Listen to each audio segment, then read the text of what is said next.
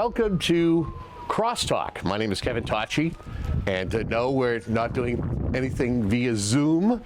We're not in our warm studios. No, right now we are filming at Whitman Town Park, and we're here today with the chairperson of the Whitman Cultural Council, also a member of the Whitman-Hanson Regional School Committee. Dawn Byers joins me. How are you, Dawn?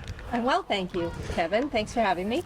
The thought behind having Dawn here is that Dawn has been very active, not only as a school committee member, but someone who's been doing a lot of things to get the community involved and energized for the love of the town of Whitman, becoming the chair of the Whitman Cultural Council. How did you initially get involved with the Cultural Council?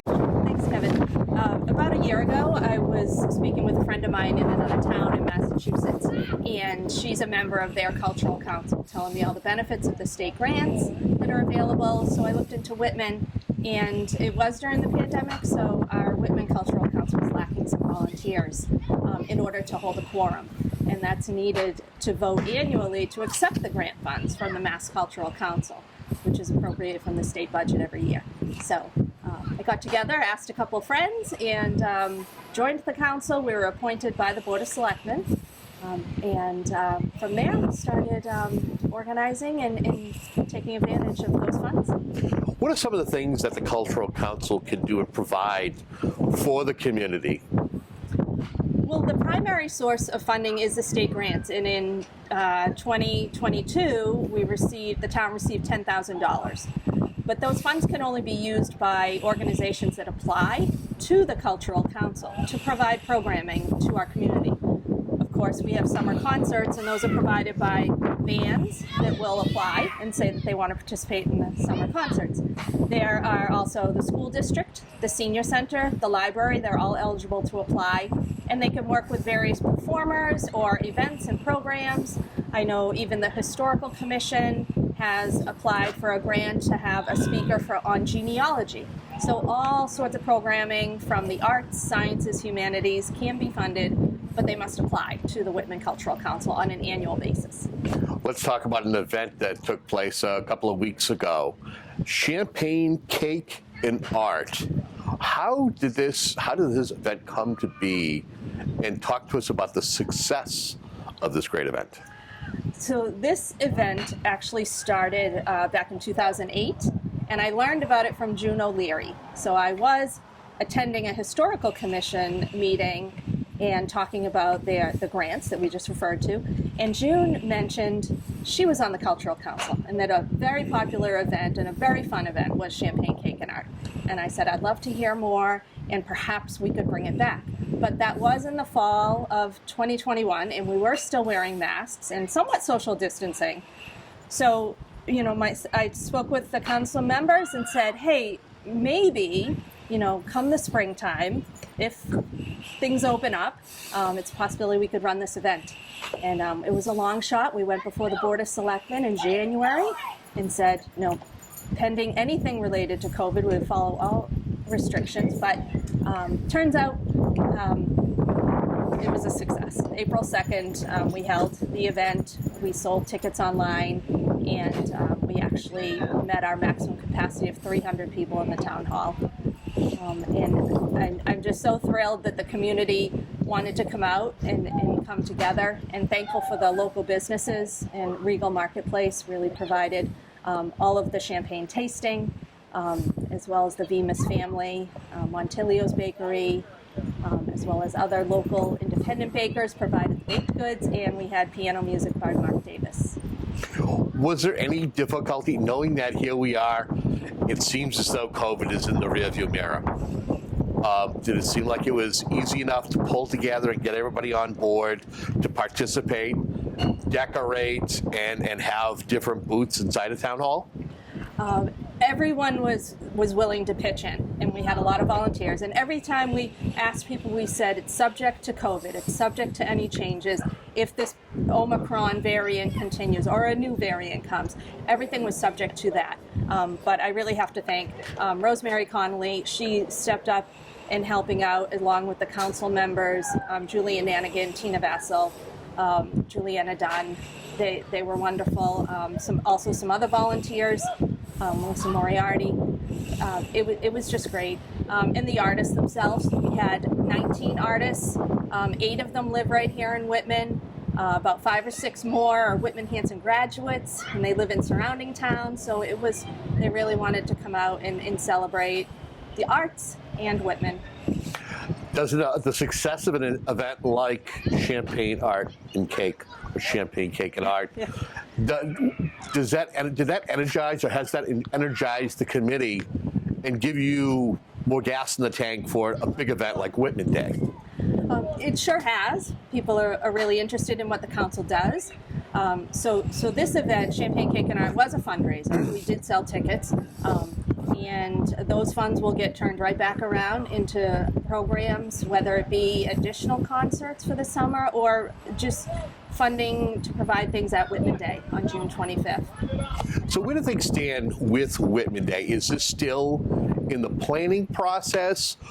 Is there an outline at this particular time, and then maybe you'll add in additional items or fun things to Whitman Day? Sure, it's certainly still in the planning phase, but we do have some concrete plans at this point. I mean, we have received approval from the Board of Selectmen to use the town park. We're focusing on the lower park area near the playground and the pool, and we have a registration form that we're asking community groups, businesses, town departments to complete the registration form if they would like to be participating in Whitman Day. We really see it as a community event to just get to know your neighbor and come on out. We have secured some musicians and bands, so we will have a stage. We have local businesses on Stage Theater and Tama Dojo already signed up to perform. And we have local businesses like Kirby Insurance and Northeastern Bank have signed on. They'll have an information table. We won't have a carnival and we won't have fireworks. This is really just keep it simple, community together. And we're looking for, Cub Scouts, Girl Scouts. I know Dawn Varley, town clerk, she'll have a voter registration table, dog licensing, the Board of Health is signed on, just the Historical Commission, just a lot. So there's a lot already planned, and still we're working on fine-tuning some more details. Is this something that the committee itself has put together? Have you had ideas from other communities that may have similar type days? Or is this, again, is just this the committee's vision right now and hasn't looked at what other towns have done? Sure, some of us have certainly seen Rockland Day, Hanover Day, and Hanover Day's been running for 14 years, I think. But I also, through some research on the Mass Cultural Council website, found that annually they provide additional grants to communities. It's called a festival grant, and it's $1,500. So it's offered for exactly this type of event, a festival. You could focus on Flower Day in the community or a specific type of art, or it can fund a community-wide Whitman Day. So the council did apply for that, and we got approval from Mass Cultural Council. So we have additional grant funding for specifically this day on June 25th. What do you need from the community? Is there anything further that's needed by the Whitman Cultural Council getting ready and gearing up for Whitman Day? Are you looking for volunteers or any other businesses to help or funding? So we're always looking for volunteers, and there's always place for everyone to help out and share your ideas and input. Something like this doesn't happen overnight, and it doesn't happen by just one person. So I'm grateful for all who have volunteered and those who may come along. And even sometimes it may not be on that day. We have some behind the scenes work and paperwork and social media that needs to happen. So we're welcome to have volunteers there. As far as businesses go, we are not asking for money from businesses or sponsorships. That is something that was talked about, and while there are some businesses who are willing to do that, maybe we can talk one-on-one with them. We feel after a 2-year pandemic, and some businesses have hardships, we didn't want to specifically solicit for money. We're really just keeping this a grassroots just come together with the community, see who can volunteer, and put forward our best foot. And we'll see in the years, because I know Rockland Day has, top dog sponsor and different levels of sponsorship. And when you do that, you want to make sure you recognize those appropriately. And I think we just, are getting our feet wet with this, and we want to do it right going forward. Is there a place for residents who want to follow what's going on with the Cultural Council, especially for Whitman Day? Is there social media or a website, or can they go to the town website to stay up to speed? We will have a website. We purchased a domain, whitmanday.com. Nice. And as of today, when I'm speaking with you, we're still priming that behind the scenes, but it will go live hopefully very soon. And we'll release that. We do have Whitman Cultural Council on Facebook that will create an event very soon and publish that, and hopefully add something to the town website to share too. Let's talk a little bit about the members and some of the latest, some of the other ongoings. Are there other things that are going on with the Cultural Council that you want to share? I don't know if maybe you have a full committee, or if you're looking for new members. So the council is established with 7 members through the town, and they're appointed for a 3-year term with the Board of Selectmen. We do have one opening, one vacancy right now, and then another member is expiring the end of June and will not be renewing, so potentially 2 openings. But we have, 5 or 6 right now, so we have the quorum needed to continue to take votes as needed. And as far as events, on April 24th, on Sunday, there's a concert at Town Hall, and that's through the Southeastern Philharmonic Orchestra. That's a very popular event. All ages are welcome to that. Enjoy the music in Town Hall. And we have secured 7 bands for summer concerts coming up, starting on Thursday, June 2nd. And the band called Gina Mark is going to kick that summer concert series off right here, right in the bandstand. And it will carry through till July 14th, every Thursday night at 6 p.m. Let's talk about that. It's been a couple of years since this bandstand has been utilized by the Cultural Council for those concerts, and it's been a staple prior to COVID and the pandemic. How exciting is it that you're going to be able to bring these back and have films? Because it's been many times that I've been here on a Thursday, during the summer to see folks flock, depending on who the band is. And a lot of times, there are a lot of good bands, and there's a lot of participation, people dancing all over the place. Right. I'm really looking forward to it. We also have a volunteer member who is reaching out to food trucks, and we're hoping to have at least 2 food trucks each time, something savory and something sweet is what we're trying to line up. And we may even contact some local businesses if they want to provide any type of specialty, or maybe we'll see how we can work that out, check with the Board of Health or something. But yeah, concerts coming back. I really can't even believe it. We did have one in September. We were able to pull one in, and that was wonderful in the fall. But was it like a beta test?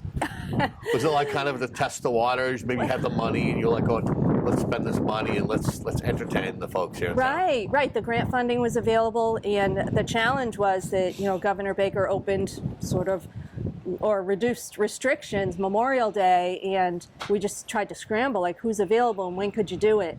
So and people wanted it. They were asking us, where are the concerts?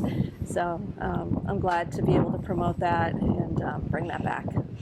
Probably one little final piece of business while we have you here. You're wearing a very special hat, and folks are seeing right now an image of you holding up a bag.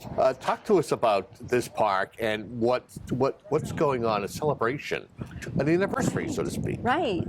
On Tuesday, April 26th is Frederick Law Olmsted's 200th anniversary of his birthday. So this hat is Olmsted 200. There's a website, and this park was designed by the Olmsted brothers, and it's a celebration year long. So I think the timing is fantastic too for our Whitman Day. We're working on how we can add some component to that, just to recognize the Olmsted Park, the history of it, and so forth. So yeah, I think it's really cool. It's what we have here in Whitman.